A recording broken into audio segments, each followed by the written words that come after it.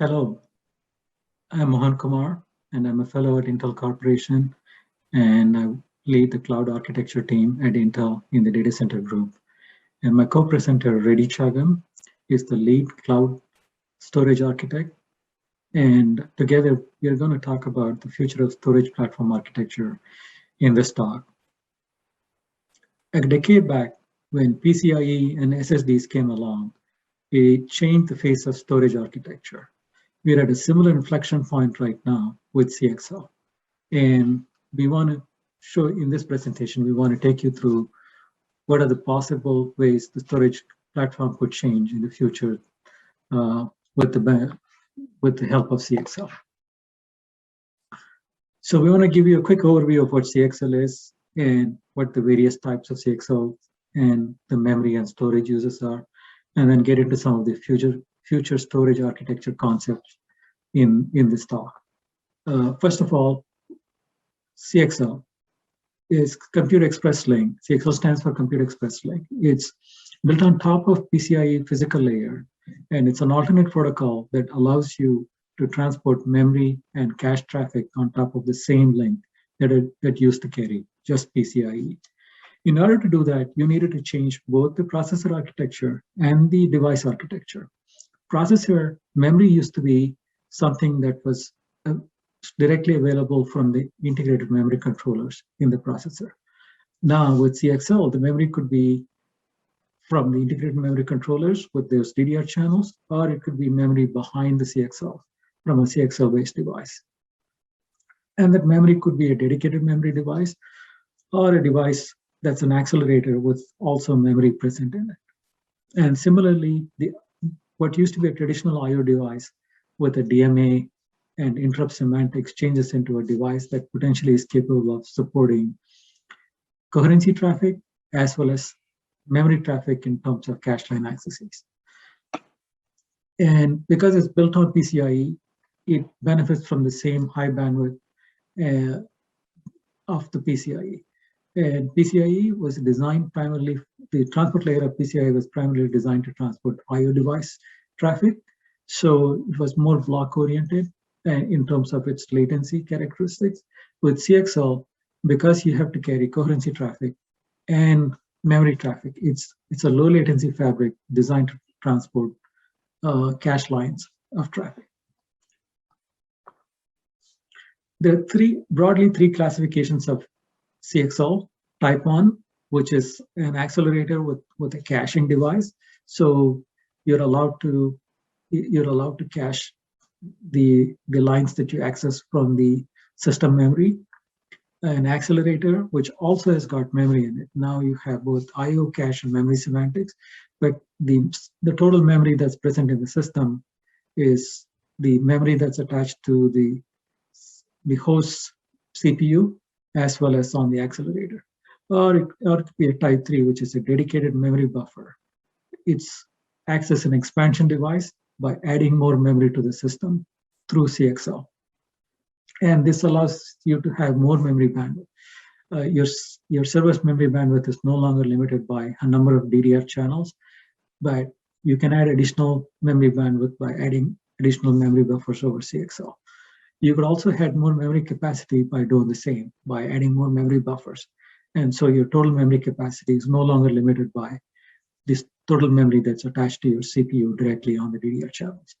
More importantly, for the purpose of this talk, the models that are shown here in this picture are primarily one-to-one. There is one host and one memory buffer, one host and one I/O device, one host and one accelerator. But it needn't be so. Just like PCIe has got switches, you can conceive of a CXL switch that allows you to have a one-to-many, where one memory buffer is potentially connected to multiple system hosts. And this type of disaggregation from the system allows us to build some interesting storage topologies in the future.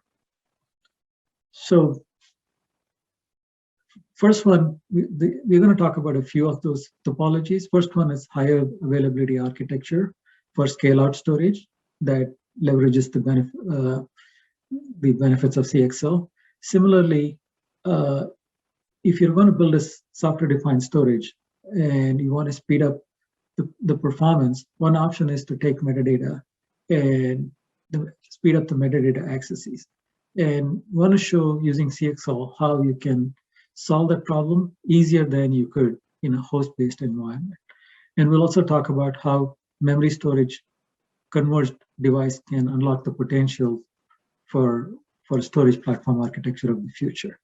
And finally, we will show how CXL accelerators can provide offload for storage in the future. As storage, this picture shows a storage architecture for software-defined storage.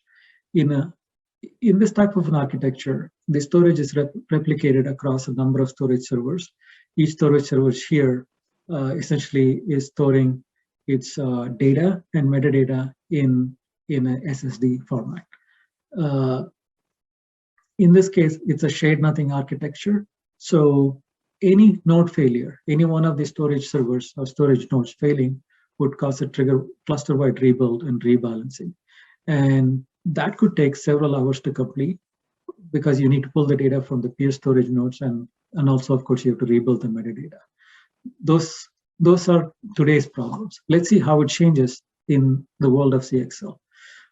On the right-hand side, with the CXL-based mechanism, the storage node reduces to the CPU and local memory, but there is both memory and there's both storage and memory present behind these switches.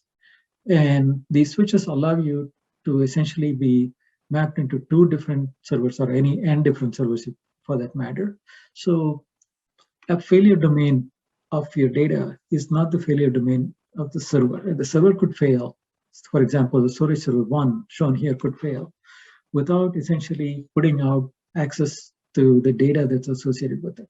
Currently, the data associated with it may be in the SSDs in the switch beneath it, and the metadata may be in the CXL memory beneath it. But the storage node failure does not mean that data is no longer available. Storage node failure still allows you access to the data through another storage node that can, swap its links and access these SSDs and access these metadata through the CXL link. This means the host failure does not trigger cluster-wide rebuilds anymore. This also means metadata is stored in CXL memory. So which is for the purpose of this discussion, you can think of it as a storage class memory, which helps reduce the rebuild time because you're not completely rebuilding the metadata as well.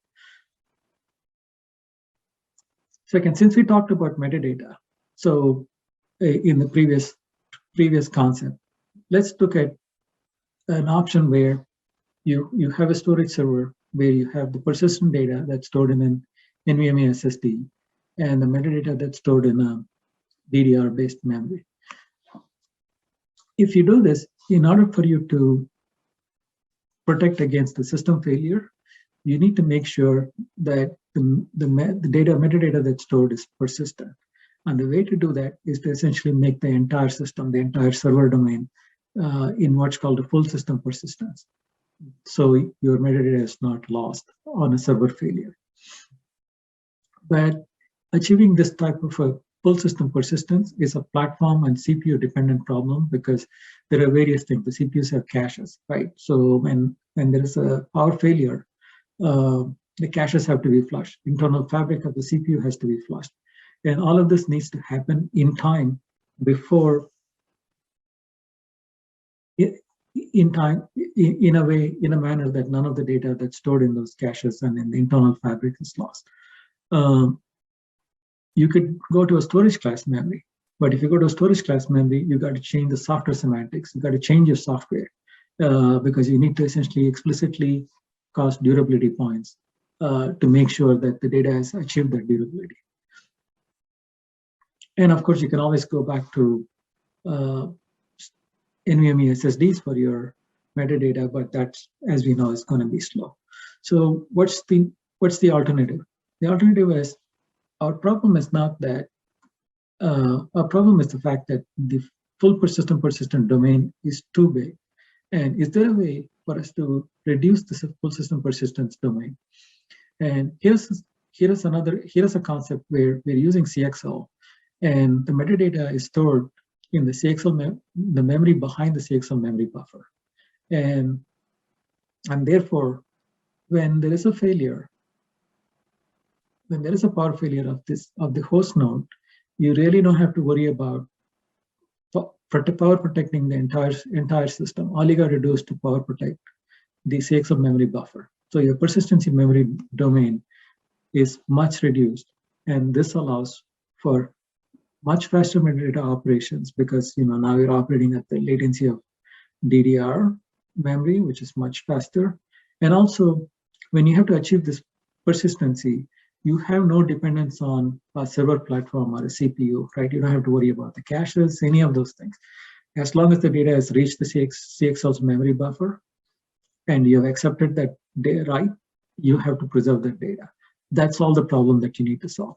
That allows you to create a much simpler architecture. Now, here to take you through the sequence of steps that happen in this persistence model and to describe the few other models in this space is my colleague, Reddy Changam. Thanks, Mohan, for the nice intro. Let's take a look at how CXL memory buffer persistence can be used to speed up the metadata operations in the software-defined storage. Now, why metadata operations? Metadata operations tend to be fairly expensive, specifically the write metadata operations in the software-defined storage, primarily because these metadata operations tend to be fairly small in nature, like 64 bytes to 128 bytes. And in order to protect that, you have content written in DRAM, and then you are essentially logging all the changes in the transaction log that is stored in the NVMe device. Especially when you have the commit operations, they need to be persisted in the NVMe device, which uses the block IO operation that is fairly expensive from a latency perspective. That in turn results in the throughput reduction for client write IO operations. So that's one of the reasons why we think having the metadata acceleration using the CXL memory buffer significantly improves the cluster-wide throughput. So let's take a look at how the metadata operations actually play a very critical role for the storage IO operations. In this example, we are talking about this write IO operation that is actually coming from the storage client. Now, the storage client does not have any insight into the exactly which storage node, which NVMe SSD that this data belongs to. So it basically is operating at a higher level abstraction where you have a virtual volume and you have an offset in that virtual volume, and then you are actually issuing the write operation against that virtual volume. When the storage client in the cluster receives that write IO operation request, it has to go figure out exactly how that virtual volume maps to a specific physical device in a pool of NVMe SSDs that the storage server is managing. That's a metadata lookup. Once it actually identifies exact location of the NVMe SSD LBA range, it issues the write operation. Once that write operation is complete, it needs to make sure that that LBA range is reserved for this virtual volume. So there is a commit operation that happens to protect the metadata integrity. Now, that commit operation, typically, if it is an NVMe device, you're essentially going through the transaction log, like I mentioned before, and then you are issuing the block IO. In this flow, the commit operation basically makes a bit flip in the DDR, and then the response comes back to the host storage software. That improves the latency significantly compared to the traditional, implementation. Once the local IO is committed, then it has to issue the write to the other storage node in the cluster. That itself is another metadata lookup by mapping the virtual volume and say where does it belong for the second copy, and finding that server and issuing that write operation to that server is really the next logical step. Once that is done, once the server acts the write IO, the host software on the primary storage server essentially responds back to the client, indicating that the operation is successful. So as you can see in this flow, the metadata operations are the critical ones that actually, prevent the actual data reads and writes. Without going through the metadata operations, you won't be able to do the media reads and writes. And that's why metadata operations are fairly critical in nature. And it is important to actually speed up that portion of the software-defined storage, the bottleneck. So having the battery-backed DDR type of persistence in the memory buffer really enables significantly higher throughput for write operations at a cluster level in the SDS implementation, as opposed to current implementations out there. That's really the benefit we are looking for in this architecture. Let's take a look at how the memory and storage architecture is actually converging using the CXL implementation.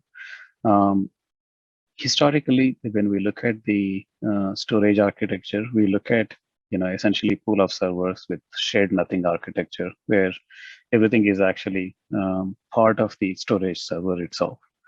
That includes the memory, that includes the processing, and that includes the the storage. And then everything else is essentially replicated and protected. Using CXL and the switching capability, we have to look at the storage architecture somewhat differently. So the switching essentially enables us to pull the storage compute acceleration type of capability and drive the disaggregated architecture for memory and storage. So if you look at the storage implementation, you can have the storage logic in the CXL accelerator behind the switch. Anytime that logic wants to actually read and write the storage in and out of SSD, it can actually issue the P2P operation to the PCIe SSD attached to the switch. And then the P2P flows are actually, offloaded into the switch, as opposed to the host CPU managing the P2P, flows, right? So that significantly offloads the, the host CPU processing capability for real workload execution. And then, of course, you can also use the CXL memory buffer with the persistence as a way to actually, deliver, somewhat improved metadata lookup operations on top of that, like what we talked in the previous slide. So having a CXL type of architecture with the switching and disaggregated capability, you can actually, think of storage being not completely shared nothing architecture, but rather disaggregated and pooled architecture that significantly improves the the resource sharing aspect in the data center, and then offloads the compute processing capabilities behind the switch for workload execution on the host processor, right? So that's really the benefit of what we are looking for in the converged architecture. Now let's click down on this, the device itself. Historically, what we have been doing is you have NVMe SSD for block IO workloads. NVMe SSD, provides the NVMe block IO semantics. So the software stack has to be, designed to take advantage of the block IO semantics through the kernel drivers as well as the user space implementations to read and write data in and out of the NVMe SSD using the NVMe block IO protocols. With the CXL memory buffer, you essentially have a load store semantics that the software can actually, take advantage of. Now, so these are two distinct protocols, two distinct, devices, and then the software has to change. And then, of course, on the platform side, the firmware device training, as well as the reliability, availability, serviceability type of features need to be implemented differently based on whether it is a CXL device or whether it is the NVMe SSD. They do change. They are pretty much unique to each one of the device types.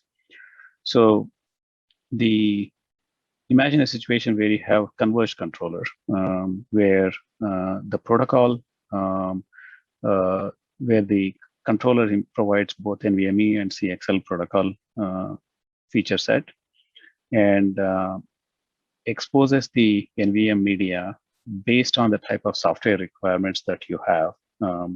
So let's say, for example, you want to use the NVMe SSD for inference, embedding table lookups.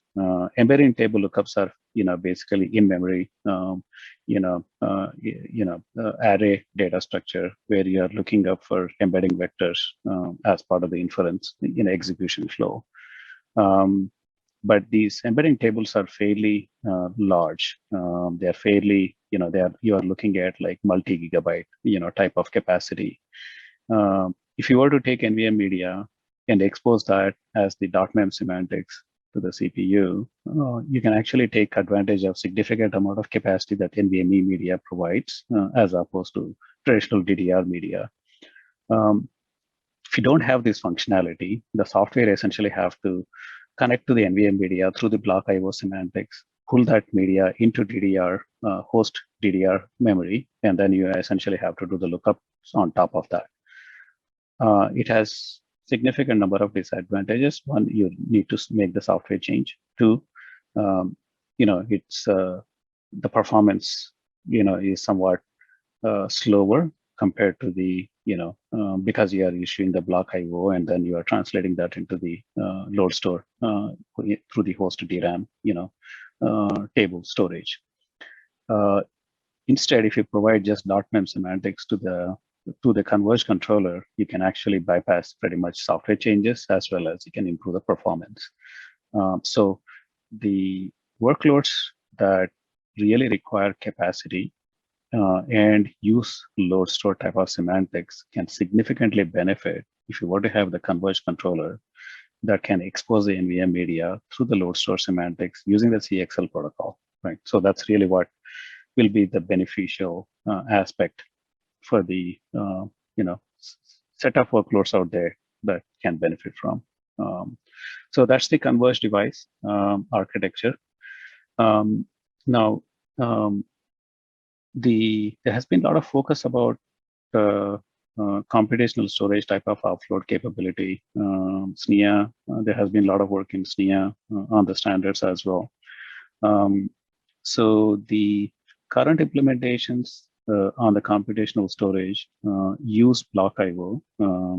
So essentially use the block IO and NVMe protocol to submit a command, acceleration capability inside the NVMe SSD. We'll execute that command, process that data within the SSD itself, and return the response back through the NVMe protocol back to the host CPU software stack. And then we have the CXL acceleration capability where you are looking at .mem semantics and then be able to actually submit the commands to the accelerator using the cache coherent interface.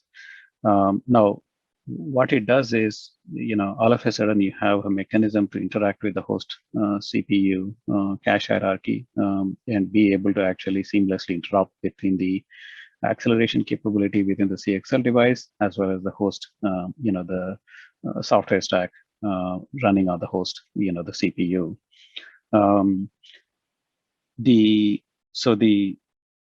You essentially have two sets of protocols, two sets of computational offload implementations and the architecture around it. If you were to look at this as a converged architecture, so essentially you don't have to change the software stack. and the software stack continues to use the .mem semantics, and then you essentially provide the acceleration capability, whether it is computational storage or computational memory, irrespective, you can actually run it through the CXL acceleration capability, and then tap into the NVMe media through NVMe controller, so you can actually unify this architecture for computational offloads. The benefit again here is that you don't have to worry about the protocol nuances. You don't have to worry about translation layer with NVMe. You can actually bury the protocol nuances, avoid software changes, and deliver a seamless computational offload capability through the CXL accelerator functionality. That's really the benefit of what the converged architecture will give you. In summary, CXL enables storage and memory architecture innovations. This includes converged controller concept that provides both storage and memory semantics to enable workloads that require memory-centric load store semantics, and then CXL acceleration capability to enable computational storage offload implementation as well, along with computational memory offload architecture to deliver seamless, acceleration type of interface to the host platform. And then having DDR persistence within the CXL memory buffer, as opposed to depending on the platform-based implementations to speed up the SDS metadata operations, specifically the write operations, to improve the cluster-wide write, data throughput.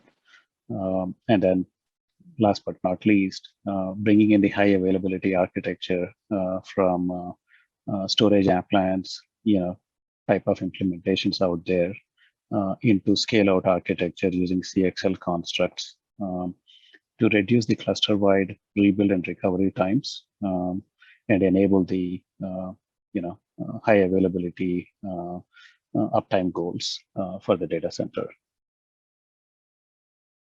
Thank you for your time. Please take a moment to rate this session. Thank you.